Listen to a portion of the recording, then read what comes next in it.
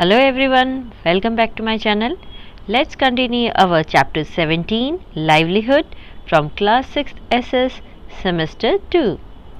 Life in the city. We have discussed about the life and livelihood of the village.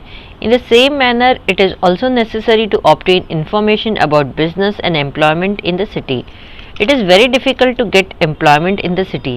Let us see about the details of employment of the people living in the city. तो शहर का जीवन कैसा होता है वो अब हम यहाँ पे देखेंगे। हमने गांव के जीवन और जीविका के बारे में चर्चा की है।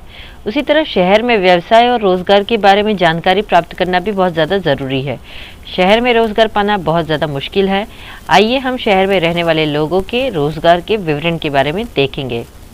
तो here you can see a picture now 17.3 figure is showing you the life in the city. Okay, now there are many people around us, each one is connected with some work. Various type of occupations are seen in the city. Many people are dependent on these occupations. Some people have shops while some other people are having in these shops. Some people go to office, some people do business on the roadside while some people work as hawkers.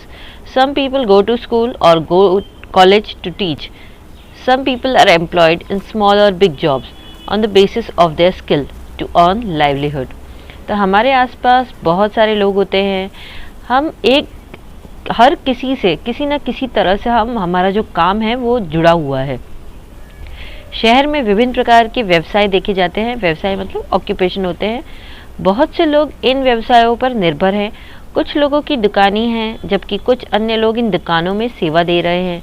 कुछ लोग office जाते हैं, कुछ लोग सड़क के किनारे व्यापार करते हैं, जबकि कुछ लोग स्कूल या फिर कॉलेज जाते हैं पढ़ाने के लिए। कुछ लोगों के पास उनकी छोटी या फिर बड़ी नौकरियां हैं और उनकी नौकरियां किस बेसिस पे है, उनके कौशल के हिसाब से, मतलब उनके पास क्या स्किल है, तो इसके हिसाब से उनको नियुक्त किया जाता है। Now Rekha's talk. Rekha's village is small village. Her aunt lives in the nearby city. Rekha came to her aunt's house. She saw that many people get employment from roadside works. Some people run a small shop of vegetable. One old lady sells vegetables in a cart. Some people run the shop of flowers and some do the work of cycle repairing on the roadside. One man is getting employment through shoe polish by having a small shop in the corner. There are shops of cold drinks, soda and juice and grocery on the roadside. While Rekha was standing for a short time on the roadside, she found a man cleaning the glasses of vehicles and earning money. One man was selling tools of cleaning on a bicycle. Another man gets employment by selling drinking water on the roadside. तो अभी हम रेखा की यहाँ पे बात कर रहे हैं। रेखा का गांव छोटा सा गांव है। उसकी मौसी पास के शहर में रहती है। तो रेखा अपनी मौसी के यहाँ उनके मकान में आ गई है। उसने देखा कि सड़क के किनारे काम करने से कई लोगों को रोज़गार मिलता है। कुछ लोग सब्जी की एक छोटी सी दुकान चलाते हैं। बूढ़ी औरत एक गाड़ी में सब्ज़ी बेच रही है। कुछ लोग फूलों की दुकान चला रहे हैं। कुछ सड़क के किनारे साइकिल की मरम्मत का काम कर रहे हैं। कोने में एक छोटी सी दुकान होने से एक आदमी को वहाँ पे जूता पॉलिश के माध्यम से रोज़गार मिल रहा है। सड़क किनारे कोल्ड ड्रिंक जैसे सोडा और जूस और किराने की दुकान है। जब रेखा सड़क के किनारे थोड़े समय के लिए खड़ी थी तो उसने एक आदमी को देखा जो वहाँ से जो गाड़ियाँ पास हो रही थी तो उनके जो शीशे थे वो साफ़ कर रहा था और फिर उसको साफ़ करके उसको जो पैसे मिलते थे तो वो उसे कमा रहा था। एक आदमी साइकिल पर सफाई के औजार बेच रहा था। सड़क किनारे पीने का पानी बेचकर दूसरे आदमी को रोज़गार मिल रहा था। Hawkers sell toys in the same way. Seeing a hair cutting salon, Rekha felt that all these things are available in her village also in 3 or 4 shops. Things which are sold in the shops of village, same things are sold on roadside in the cities. Various problems are experienced due to the roadside shops and workers on the roadsides. तो ये जो रेखा थी उसने ये सब देख रही थी तो उसने ये देखा कि इसी तरह जो हॉकर्स हैं वो खिलौने बेच रहा था। बाल काटने वाली सलून देखकर रेखा को लगा कि ये सारी चीज़ें उसके गांव में भी 3 या 4 दुकानों में उपलब्ध हैं। जो चीज़ें गांव की दुकानों में बेची जाती है वही चीज़ें शहरों में सड़क के किनारे बेची जाती हैं। सड़क के किनारे की जो दुकानें और श्रमिकों के कारण विभिन्न समस्याओं का अनुभव किया जाता है। Accidents occur due to traffic problems. A person in the city may be involved with more than one work on the basis of occupation or skill. Rekha noticed that a boy working in a cycle repairing shop in the daytime was playing drums in the bhajans during the night time. तो traffic की समस्या के कारण दुर्घटना होती हैं। शहर में एक व्यक्ति व्यवसाय कौशल के आधार पर एक से अधिक कार्यों में शामिल हो सकता है। रेखा ने देखा कि दिन में एक समय साइकिल रिपेयरिंग की दुकान में काम करने वाला एक लड़का भजन के दौरान रात के दौरान वो भजन के दौरान क्या कर रहा था, दूसरी जगह पे जाके वो ढोल बजा रहा था। Now some things to know. Approximately to a guess, 12% people out of total employed people in the city get employment from the roadside work. Special arrangement is made for Pathrana Bazaar and Lari Galla market so that traffic problem can be solved. Now लगभग एक अनुमान के अनुसार शहर के कुल नौकरी पेशा लोगों में से 12% जो लोगों हैं वो उनको सड़क के किनारे के काम में से सहानुभूति मिलती है। पथरना बाज़ार और लारी गल्ला बाज़ार के लिए विशेष व्यवसाय की गई है ताकि ट्रैफिक समस्या का समाधान हो सके। वर्क ऑफ करशन भाई। Mavsari village in the Vav taluka in Banaskantha district have Rajasthan states border on one side while Pakistan border on the other side. Karshan Bhai lives in the village. He was engaged in the carpentry work. Karshan Bhai has been living in a nearby town named Tharad for 5 years. Karshan Bhai runs rickshaw in the city and takes students to school. Today Karshan Bhai has 2 rickshaws. Karshan Bhai runs rickshaw and get employment. तो बनासकांठा जिले के वाव तालुका के मवसारी गांव में एक तरफ राजस्थान राज्य की सीमा है जबकि दूसरी तरफ पाकिस्तान की सीमा है। तो इस गांव में करशन भाई रहते हैं। वो बढ़ईगिरी के काम से यानी कि जो कारपेंटर का काम होता है उसमें वो एंगेज है। तो करशन भाई के पास के एक कस्बे में 5 साल से थराद नाम के एक शहर में रह रहे हैं। करशन भाई शहर में रिक्शा चलाते हैं और जो स्कूल के बच्चे होते हैं उनको वो ले जाते हैं। तो आज करशन भाई के पास 2 रिक्शा है। करशन भाई रिक्शा चलाते हैं और उन्हें उससे रोज़गार मिलता है। ना कलेक्टिव अर्बन लाइवलीहुड।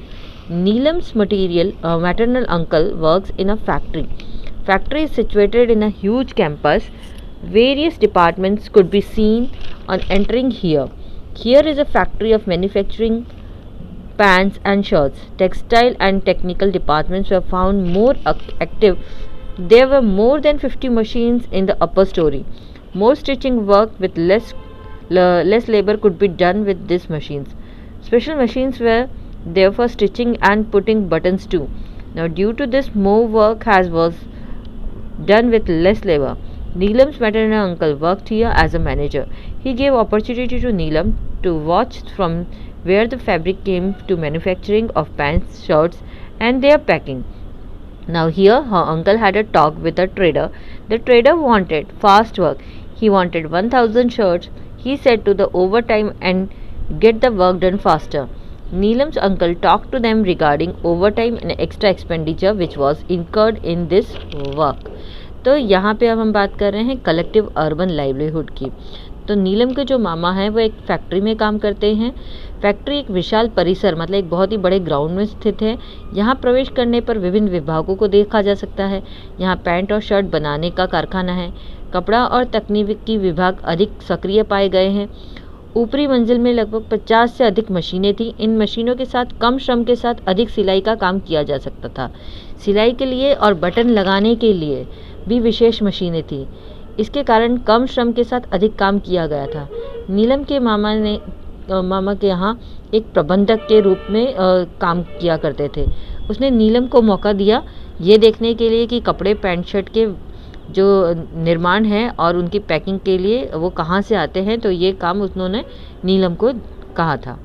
अब यहीं पर उसके चाचा ने व्यापारी से बात की थी। व्यापारी तेज़ी से काम चाहता था। उसे 1000 शर्ट चाहिए थे। उन्होंने ओवरटाइम करने और काम तेज़ी से करने को कहा था। नीलम के चाचा ने उनसे ओवरटाइम और एक्स्ट्रा एक्सपेंडिचर जो इस कार्य में खर्च हुआ उसकी बात करी थी।